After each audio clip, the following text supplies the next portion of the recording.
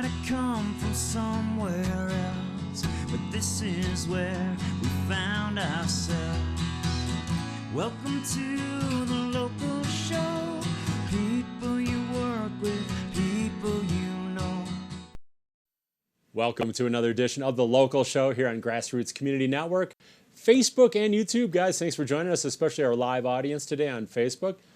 Hi guys out there, Facebook land. Thanks for joining us, where each week we feature inspirational locals here live from Aspen, Colorado. So excited and honored to welcome back actually a longtime friend, fellow class member of the class of '82. I want to welcome artist and city council candidate John Doyle. Welcome to the show, buddy. Good to be here. That was a long intro. I almost ran out of breath, and I'm like a aerobic athlete. Better get some water. Stay Exactly, hydrated. rehydrate. We'll do that in the break here in a few minutes. But hey, welcome to the show. And Good to be here. yeah, congratulations on your candidacy for city council. Thanks. We'll see where it takes me. Yeah, and we got a lot of local politics to get into. But I want to start out with what I just mentioned in your intro, class of '82, meaning we both landed here in '82. You had spent some time in Aspen prior in 1980. But landing here in '82, and what a golden era that was. It was. It was like you could still be a ski bum. For me, that was a 120-day season. By the way, we didn't need a pin or anything. That's just what we did. Well before pins. Well before pins. This was before spraying was the norm. We would have been like, you only skied 100 days? Wow, sorry. Sorry, dude. But let's talk a little bit about that time, because it was such a special time, skiing a lot, just getting into the core lifestyle of Aspen. And what was that like for you, kind of your first years here? Well, it was pretty straightforward. I mean, the go-to strategy as a ski bum was to make sure you got a job working on the mountain so you could get a ski pass. Right. So my first winter here, I worked at the Eulerhof, was how I got my pass. Because the most coveted job of all was to work at the sun deck. But my first year here, I got here a little too late to pull that off. I was able to do it my second year. I worked at the sun deck in '83, '84, which was, as we all know, a monster snow year. Top 3 all time. And 82, 83 wasn't bad either. no, 82, 83 ranks. was good, but for some reason working at the sun deck during 83, 84, that was just epic and really, has affected the rest of my life. I mean, that winter was also when I first met a gentleman by the name of Tom Ailey. The Ailey family was a well-known local family, and he lived in a cabin on the backside. Okay. And when I first met him, I thought, whoa, this guy's nuts. And then, it was a mere 4 years later, I was living in a cabin on the backside. Wow. So early early inspiration for that. What do you thought? He was a hermit or a hippie hermit or something back there off the grid? All or those things. all that stuff. Yeah. But then that would lead you down a pathway. Yeah, it was a couple summers later. Actually, it was the summer after my winter at the sun deck. I spent a summer in Alaska. And that's where I met this friend of my dad's that carved totem poles. Okay. And it was just shortly after that, I started living in the cabin on the backside in '88 and carved my first totem pole because another friend of mine had seen these photos of my trip to Alaska and knew I had artistic talent and said, you should carve a totem for your cabin.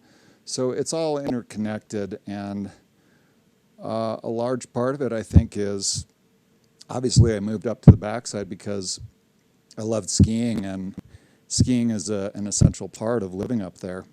At the time, we didn't have snowmobiles. We had to skin up. It's your transport. Yeah. And ski down. And this was pre-gondola. No, actually, the gondola existed in '86, so it was there when I first moved up. But yeah, my primary means of transportation to get into town were skinning up to the gondola and skiing into town and then taking the gondola home. Do you ever yearn for that? I mean, it seems like to me, I do yearn for those simpler times, where you're more about skiing. You do your work, you do your skiing.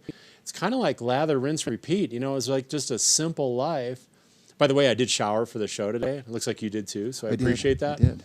But it was like, if you got a shower in, bonus. Right. But do you ever yearn kind of for some of those simpler times, like the ski bum time? Of course, but I mean, there are some advantages I have now. Yeah. More ski equipment, better ski equipment, more ski clothes, better ski clothes. Don't have to do my laundry at the laundromat anymore.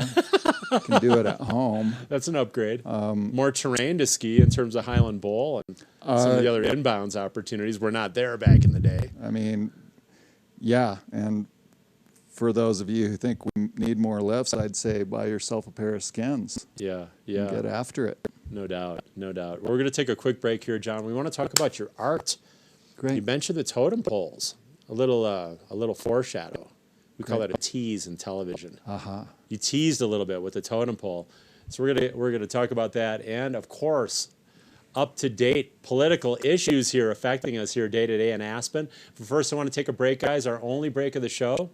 We'll only be gone for about 2 minutes. I want to thank Klug Properties, White River Overland, Picken County Landfill, and Sundog Athletics. Guys, you're making shows like this happen all winter long throughout the ski season.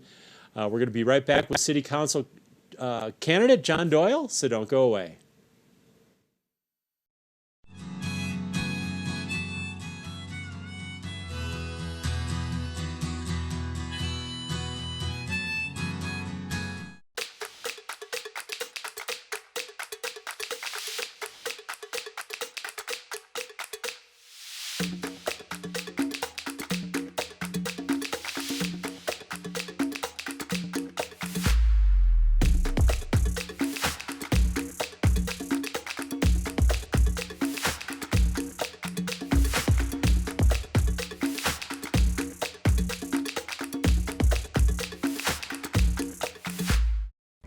I'm so passionate about this community. I absolutely love living here and raising my family here.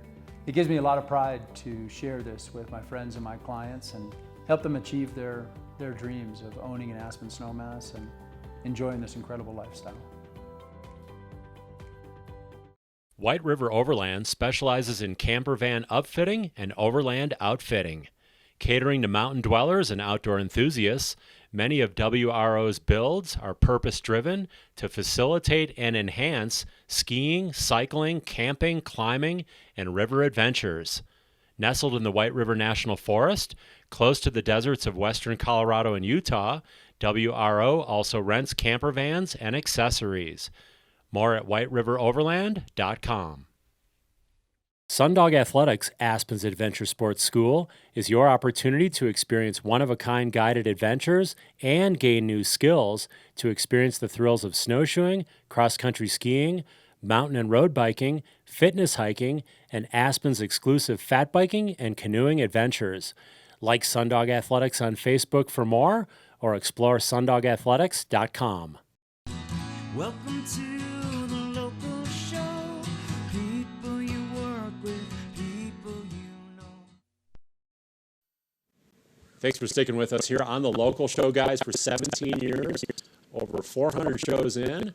Finally got John Doyle, also a class of 82, early ski bum from the 80s. And I think what we'll start with, John, is what we were talking about just during the break, is your art career. Because you fell in love with art, and in particular early on, carving totem poles. And can you talk about that, the initial inspiration, kind of the gentleman who introduced you to that kind of art? It's kind of sculpture, basically, isn't it? Well, it is. It's wood sculpture. Again, this goes back to what I was talking to before the break. So the summer of 1984, I decided to go to Alaska for the summer. I'd heard through Andre Willie and some other friends that it was pretty easy to find work up there, so I bought my way a one-way plane ticket, and I went to Alaska, and I spent 6 weeks working on a salmon boat. And Wow. When I was on my way up there, my mom was like, "Hey, here's the address of this friend of your dad's. If you run into some troubles, give him a call." So he didn't have a phone, but I found him, and he was a fascinating guy, and he carved totem poles. And I took pictures of him, and it was several years later, my first summer living up in Little Annie Basin, a friend of mine saw those pictures, said, knew I had some artistic ability. I studied art and architecture at the University of Idaho. Okay. And he's like, "Dude, you should carve a totem pole for your cabin. And I carved my first one, and I ended up selling the first one for a pretty handsome price. And at that point, I decided I would rather try doing more wood carving than continuing to wait tables and bartend. Right, right. So that's the choice I made. Yeah, which one?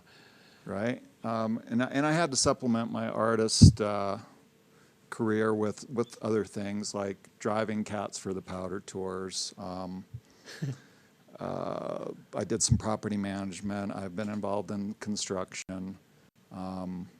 Really, quite a few other jobs I've had that I think give me a unique perspective on the challenges that workers face throughout the valley, especially restaurant workers. That's a very challenging way to make a living.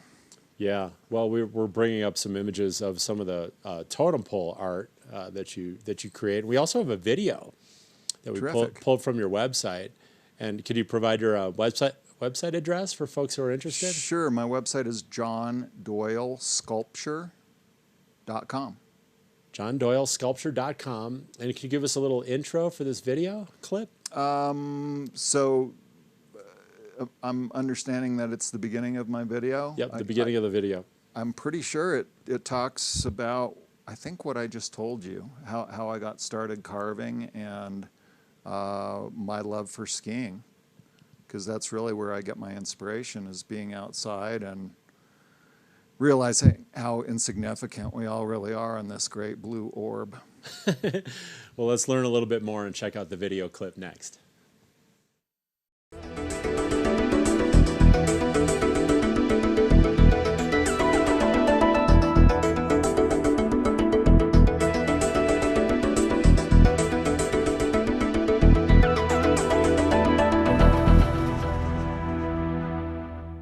A lifelong resident of Aspen, John Doyle began carving wood after an inspirational trip to Alaska.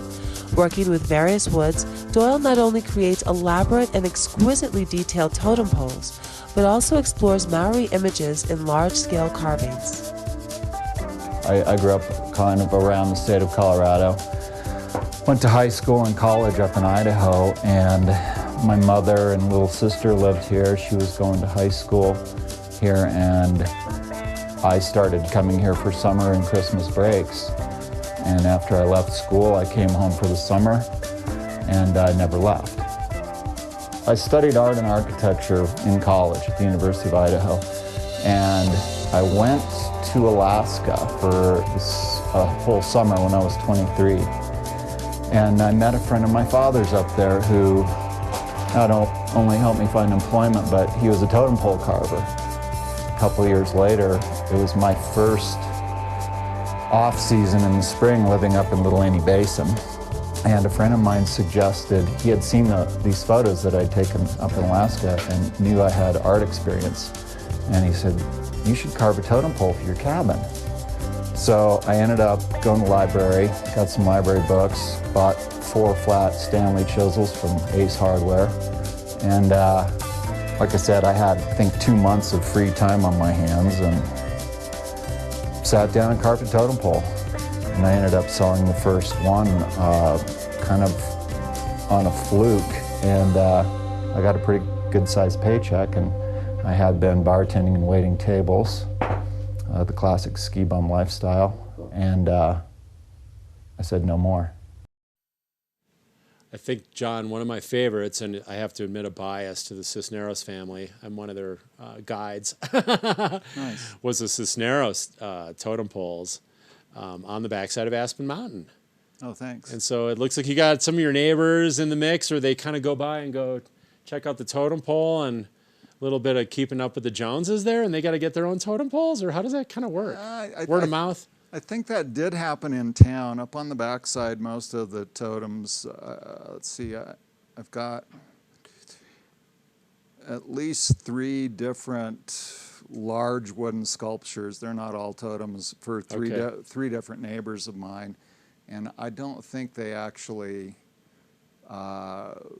saw each other's. Again, that did happen in town. But there were instances where people would say, I saw so-and-so's, I want you to do one for me. This is just coincidence because we're all neighbors on the backside. What's kind of the core meaning of the totem? I mean, it's a Native American expression, correct? Yeah, I mean, they really are family crests and status symbols. Okay, I mean, they were, you know, pretty much born in the Pacific Northwest coast area, carved by Native Americans. Okay. And the chief who had the biggest totem poles was the chief who had the greatest amount of resources to be able to support artists carving giant totem poles. So my totem pole is bigger than your totem pole. It could be a conversation between two Native American chiefs back in the day. I don't want to go any further into that. Right. But just saying theoretically that could have happened. True. So with their status of their poles. I think it was more about family crests, though. There are four main clans: Eagle, Raven, Bear, and Wolf, I believe, are the four main clans. Okay. And they were also, again, family crests, so you could be canoeing along because most of their society was waterborne. I love it. And know whether you are welcome or not just by looking at their totems. That is really interesting. I would like to point out that that's kind of how I started my art career. I have made a conscious decision to try and do other wooden sculptures that aren't totem poles. Okay. I mean, some monuments, some large statues. One of my favorite pieces I've ever done was a life-size gargoyle.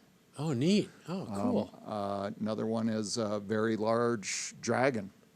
Okay. Chinese-style dragon. Those are two of my favorite pieces. So are you accepting work currently, or are you just too busy with the city council quest? I have two commissions I'm working on. Okay. One's for Walmart headquarters in Bentonville, Arkansas. And another one is going to a private home outside of Kansas City. I've always kind of wondered about that, you know, as in terms of if I'd ever run, you know, and I've served local boards, most recently Open Space and Trails Board the last couple years. Mm-hmm. How do you, I guess, balance, you know, in a lot of ways, your time schedule, but also the financial aspect? Because council, I think, pays less than $25,000 a year. It's borderline volunteer, and still pay the bills. And you know, I guess, how do you keep that all in balance? Because it seems like the financial part might be tough for people, as well as the time commitment. How do you kind of make that work? That's a good question. I'm sure I'll be able to, because balancing my art career with being a dad and being a husband has had its challenges, but it does, you know, it's not a 9-to-5 job, so I can do the things I have to do as far as being a father and so on, and fill in the blanks with doing my art, whether, I mean, if I have to cut back on skiing to get my art done, that's what I have to do. And you can work in the evenings, right? It's flexible. Yeah, I've done. No one's looking over your shoulder like, hey, man, 9 to 5, you know, doing the art. You have flexibility with your time and for sure can create at night. Well, let's kind of jump right into it, because you and I had reconnected most recently with the 1A issue, which did move forward very slimly. 18 votes or 28 votes? Or 26 votes. However you want to kind of interpret the 26 votes, it passed. So basically half the town did not support that. True. Just brief thoughts. I was a vocal, you know, opposer of that. I was too. For a number of reasons. I thought it was, for one, too big. Affordable housing that was provided was way too small. There were other issues as well. Serving on open space and trails, I didn't like the sacrifice of our parks. With underground parking, they're basically urbanized, and we lose a lot of the value of the park space. But could you talk about that just kind of briefly? And did that affect you now running for city council? Of course it did. That's really what kind of got my attention. Initially, I became opposed to the Lift 1 corridor overdevelopment, I call it, was because the Gorsuch House was being proposed on a piece of property that was land conservation. And through a very convoluted ballot question, which I felt should have been broken up into 2 or 3 different questions, it was rezoned from the lowest level of development, conservation, to the very highest level of development, which is high-density lodging. That might not be the actual zoning nomenclature, but I think you get my idea. Yeah. I was never against bringing the lift down to Dean Street. I think it's a fantastic idea. I think a ski museum is a great idea, especially walking distance to downtown. Awesome. I would love to see it. It's been a long time coming, too, for the ski museum. It's just kind of where is that going to land in town? But trying to cram 2 new luxury hotels, which, think about that. 2 new luxury hotels. Are those really necessary? And one's all fractional, by the way. It's right, and we've seen what can happen with fractional interest. Look at what happened to the Hotel Lanedo. Enough about that. Yeah, I used to work there. I'm saddened. So my point is, and I said this during Squirm Night, we've always prided ourselves on not being Vail, and P&Z and the city, I think, had a tremendous amount of time and man hours invested in that project. And we ended up with this convoluted ballot question, and people voted essentially, in my opinion, to bring the lift down to Dean Street. That was the driving force behind it. Right. And we missed the forest for the trees, and now we're going to have 2 very large hotels that make us more like Vail than we ever wanted to be. Right, right. Exactly. It's like this almost, well, there's a couple things going on. Vailification, urbanization. You talk about in your campaign, one of your primary principles is Aspen's gone from a town to a city. And we saw that from the 80s on up, really the urbanization, getting bigger in a lot of different ways. More is better, bigger is better, more buildings, kind of more traffic, more pollution. What about the environment?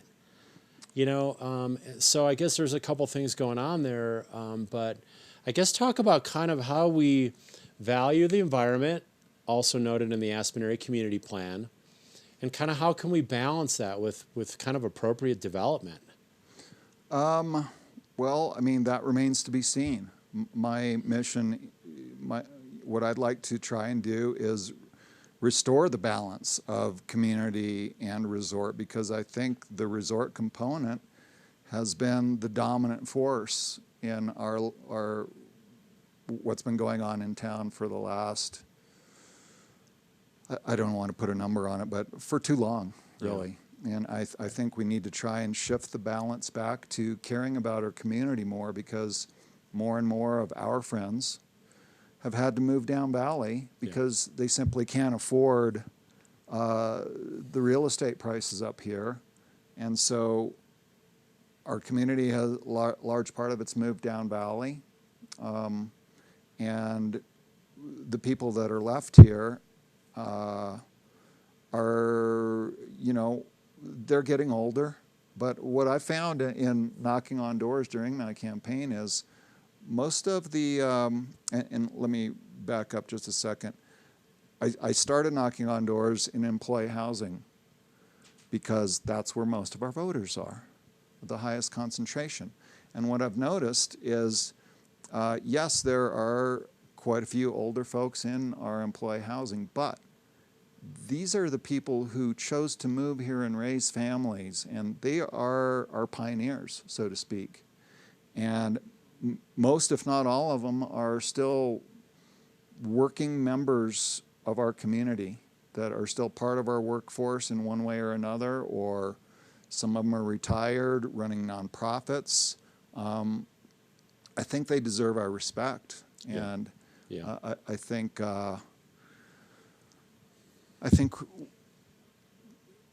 it's a problem that needs to be looked at a little more closer. We need more employee housing, but I think putting everybody out by the airport is that's like a caste system. Right, exactly. We need to preserve the vibrancy of Aspen. We need the community to be on the city side of the roundabout. If they're not, then they're just making traffic worse for everybody in the whole valley. Right. To me, the central issue is affordable housing, because the environment, transportation, the resort, what I will call morale. We need to have people that are happy here servicing our visitors as a resort. is the central issue. We're down to just a couple of minutes, but just real briefly, the importance of affordable housing, and in your campaign as well. Well, there's no way to preserve our community without it. I mean, at the current real estate rates, it would be impossible for a person who works at City Market to own a free market home, or a person that tunes skis to own a free market home. What about a brain surgeon? How are they going to afford a $20 million home, even on the high end of professionals? Agreed. It's daunting, and employee housing is essential. Yeah.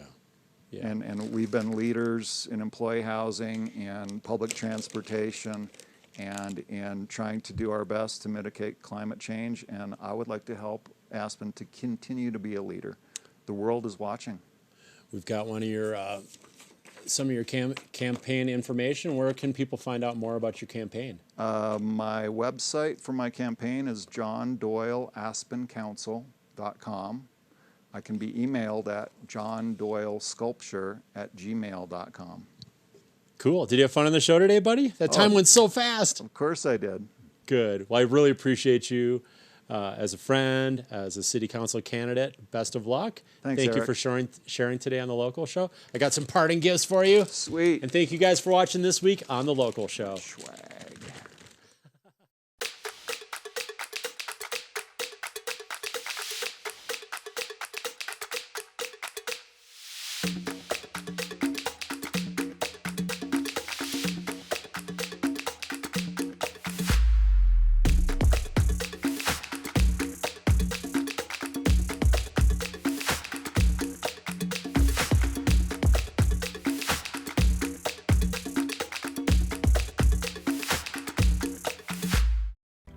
I'm so passionate about this community. I absolutely love living here and raising my family here. It gives me a lot of pride to share this with my friends and my clients and help them achieve their dreams of owning an Aspen snowmass and enjoying this incredible lifestyle. White River Overland specializes in camper van upfitting and overland outfitting. Catering to mountain dwellers and outdoor enthusiasts, many of WRO's builds are purpose-driven to facilitate and enhance skiing, cycling, camping, climbing, and river adventures. Nestled in the White River National Forest, close to the deserts of western Colorado and Utah, WRO also rents camper vans and accessories. More at whiteriveroverland.com. Sundog Athletics, Aspen's adventure sports school, is your opportunity to experience one-of-a-kind guided adventures and gain new skills to experience the thrills of snowshoeing, cross-country skiing, mountain and road biking, fitness hiking, and Aspen's exclusive fat biking and canoeing adventures. Like Sundog Athletics on Facebook for more, or explore sundogathletics.com. Welcome to